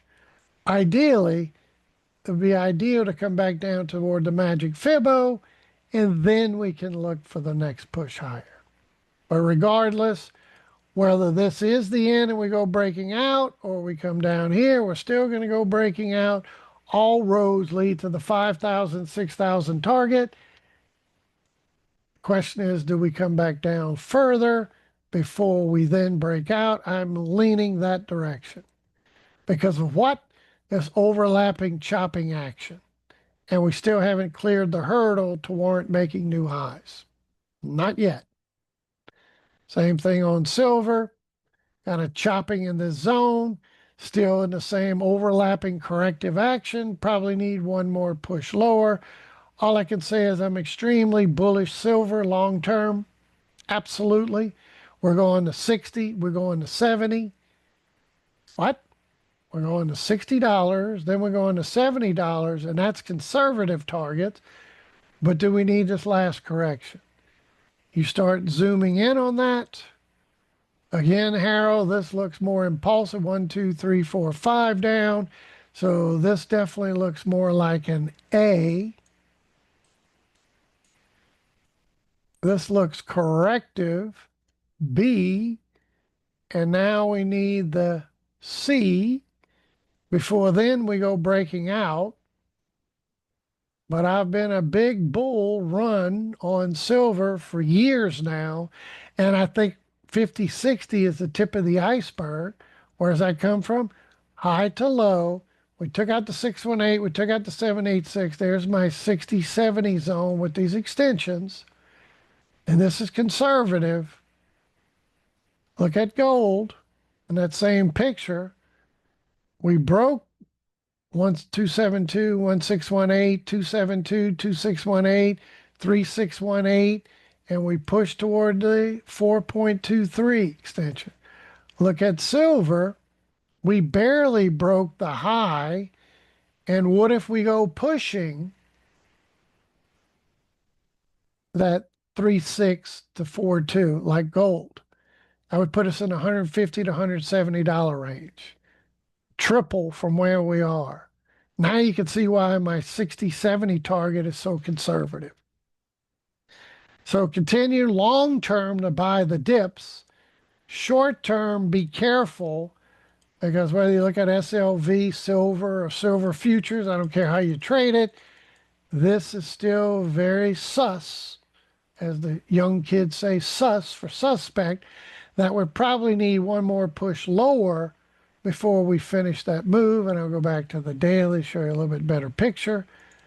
As this run up, this correction, and this looks overlapping, probably need the last push, as we would call this A, B, C. 5 wave down. 1, 2, 3, 4, 5. Any questions? As long as we stuck in this resistance zone and can't break it, likelihood we're going to go down. If it does, then that's even better. The lower it goes, the more we salivate to get to 60, 70. Is it possible this thing could go breaking out? Anything is possible, but the probability of that going ripping to 60, 70 right now is lower than this baby dipping a little further. Then we do it. But definitely, whether it's more unlikely we do it now, more likely we dip further, then do it, but all roads lead to that 60, 70, no questions asked. Finish up with Bitcoin. Bitcoin, is this the beginning of a bounce? We come down to like a 4-hour time frame. And is this, which possibly could be the 1, 2, 3, 4, 5, and now we're looking for a little 3-wave correction, then we go blasting off? Or do we need to see more downside? We should probably not break this swing point low. This went far enough, deep enough, went to the zone which we were interested in a little extra, which has been the markets of late pushing the extremes, but we do not want to see price break below this. Ideally, Mr. Tucson, from the low, use the control key because it has this little magnet from the low up to the high, which is right there. We want to see this 618786 zone hold. So this area is where we would like to see Bitcoin hold. Change that to green for support. Love to see that hold, so I'm going to make it even darker because it's very important. And if that is the 5-wave up, we get a little 3-wave correction. Then on the bounce, this is going to be critical. You use the 3-point tool. And I'll use my magnet tool again. You push the control key, hold it down while you place these, then click the 3-point tool at the bottom, at the high. Say we come and test this 618 at the high or low. We want to see this rally up, not bog down in the lower 90s here, 92, 93 area. We want to see it pop more toward the Magic Fibo and higher.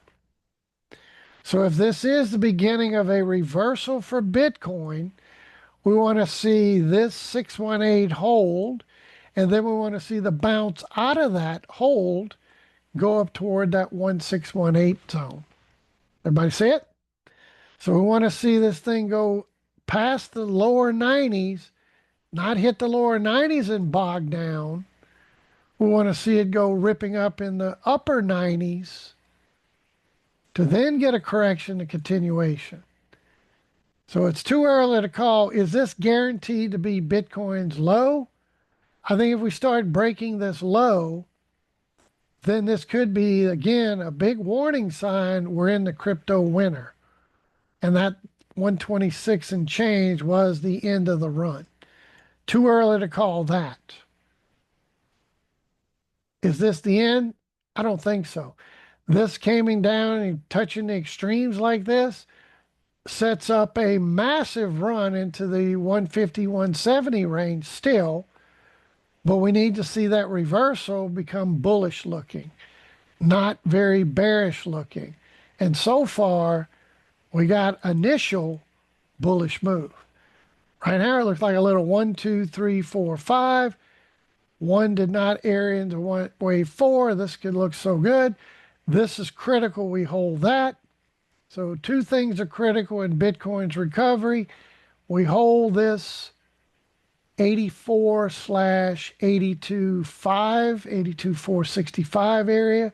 So 84 to 82.4 area right there. See it? We hold that to then bounce, go higher. We need to break this high. But when we break that high, we want to bog down in the low 90s. We want to get past that point. We don't want to see this come down, bounce, stop here. Then we come down from the low to that high, break that 618. Then it sets the crypto winner is more likely here.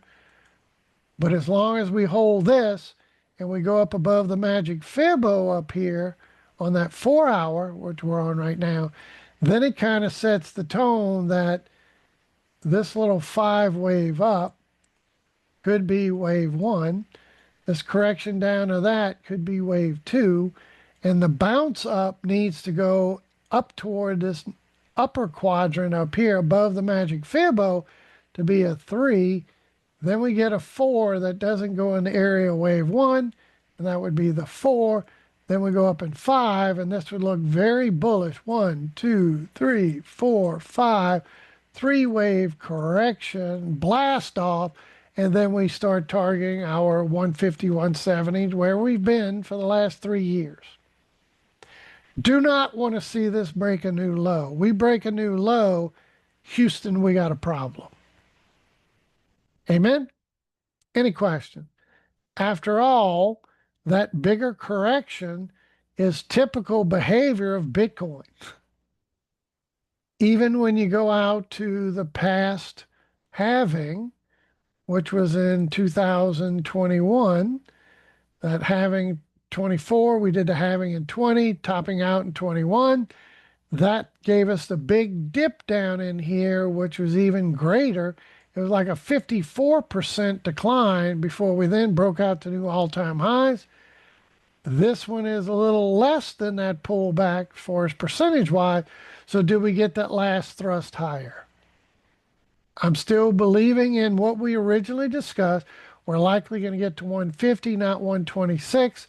But back here, when it was below 20,000, I made a bold statement. It's a crime if you don't buy Bitcoin below 20,000 because it's supposed to go to 150 and it went from over $100,000 run.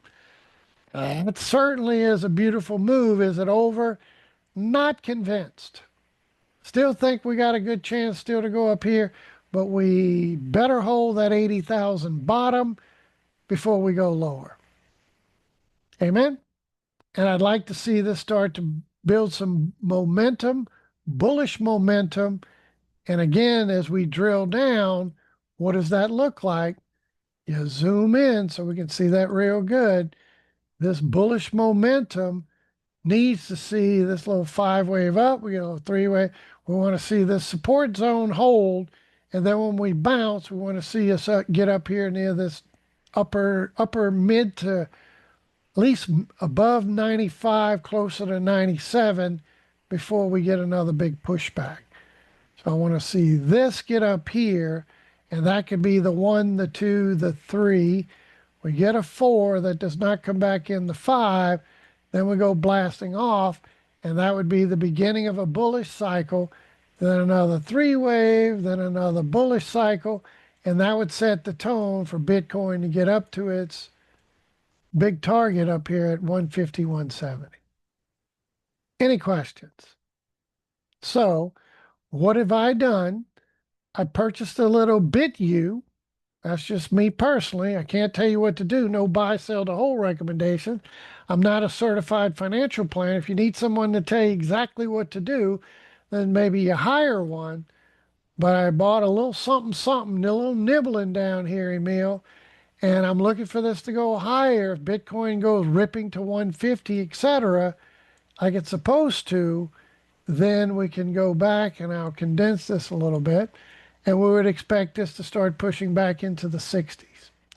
A nice little double on that last push of Bitcoin, or because we did make a new swing point low, right? That could be the bigger A, B, C correction. And we get that last push into the end of the year, maybe first quarter to finish this crypto cycle. Kind of fits the mold where ES, NASDAQ, Russell, those should give one last blow off top. Then Bitcoin does the same. That would be ideal. So I'm willing to risk buying some shares down here low. And if it goes a little lower, as long as Bitcoin holds at 80,000, I'll be looking for this to start grinding higher. And if Bitcoin makes that run to that 150, 170, we would expect this to run back into the 60 range. So somewhere a double at least. Any question? And then ETHU, it kind of did the deep retracement. We came into that 618 zone. I'd like to see some bullish development off of that, hold the correction, continue. So we can kind of do the same thing, go to a 4-hour, zoom this in. It too looks initially somewhat bullish, right? Where 1, 2, 3, 4, 5, we get a little A, B, C correction. We continue. So what are we looking for here? Arrow. Remember the tool, you hold your control key, this blue box opens up about the magnet being on. Then it allows you to place it and it holds it to the lowest point. You come up here to the highest point, and then you come down here with a little 618 type of retracement. And then we'd want to see if this is the A, the B, or the 1, 2 more likely. We go up to 3, then we need to be pushing above the Magic Fibo, just like on Bitcoin. We want to see this blast off way up here before we start bogging down. Amen? So is this the beginning of a reversal? I still think even if this isn't the reversal and we're in the doom and gloom, we're likely to make a run back toward 4,000. After that run, this pullback, we're due for what? A 618 type of retracement to confirm that that's the end of the crypto winter. And look where my 618 is roughly located, right around for 4,000. See it? Can't make this stuff up. So even if this is the end of the run and we don't go any higher, and this is the pullback, this fails, we get up to that 618786 zone, we fail, and that is the beginning of crypto winter, then we're still likely to get a decent rally up. That's the plan. So what did I do this go around? I have some ETHU and I have some ETHA. Give a little iShares in there and give a little leveraged in there and look for this to go. Remember the bigger picture? We talked about it when before the splitsy, when this dipped down to $4, we said buy it, went up to 12, took profit, took the house's money, went from after the splitsy from $22 up to 198. Man, did we peg that when we said Ethereum would run to 4,000, this would run somewhere between 160 and 197. Took some profits there. Now we're looking for the next run. Even if it's a dud and we just run back toward maybe 120, I'll take it. If not, we go breaking out because Ethereum goes breaking out. Then this thing could push back to 160, 190, start pushing 250, 270, maybe even get us into the 300 range. If Ethereum could go blasting off and do that 77,000 plus 8,000 zone, if it rips that high, then this is likely going to push up into the upper 2 to 300 range. But that big move is a thing of beauty, right? I'm looking for another push. Like we did over here, did that, did over here, did that. I'm looking for another one. Even if it's a dud, we should get some sort of 618 type of retracement somewhere around that 140 area. If it's not, and Ethereum goes blasting off, Bitcoin goes up 150, 170 or higher, Ethereum blasts off towards 7,000 or higher, then I expect this thing to blast off to new highs, shooting toward the upper 190, 200, maybe 2 to 300 zone. Got it? All righty. Again, no buy, sell to hold. I cannot tell you what to do, but that is the plan. So in the short term, is this the bounce and reversal we're looking for? What happened the last time? We kind of did similar, and I'll kind of stretch it out a little bit more. We kind of started to bottom over here. We get a little bit more price action where we first started to bottom. Kind of chopped and grinded, had some overlapping initially, but it's did its job. And then we did a correction, then we did its job. So that's what I'm looking for during these type of moves. And even on the short term, from that low to that high to this higher low, notice how we went up toward the extension up here, then we pull back, then we blew the extension, then we pull back. So that's more or less what we're still looking for. Is this latest reversal going to be bullish to make us the new swing point low? It's looking like it so far, right? Just looking like it so far, but we need to hold that latest move, all right? Looks like a 1, 2, 3, 4, 5. Now this is the correction. Then we continue higher. Let's keep going. Amen. All righty. So with that, I'll say good luck. God bless you. May the pips be with you. I'm humbled and honored to be your mentor and instructor. Join us again tomorrow. Remember, Thursday, there is no class. I believe I have that on here. Show you that. Class will not be held on Thursday in observance of Thanksgiving holiday, but we do have class tomorrow. Even though the link is there on Thursday, obviously that's Thanksgiving. We'll not have class on Thursday, but there it is. All right. So there you have it. So with that, good luck. God bless you. May the pips be with you. I'm humbled and honored to be your mentor and instructor. Join us again tomorrow. That's it. That's all.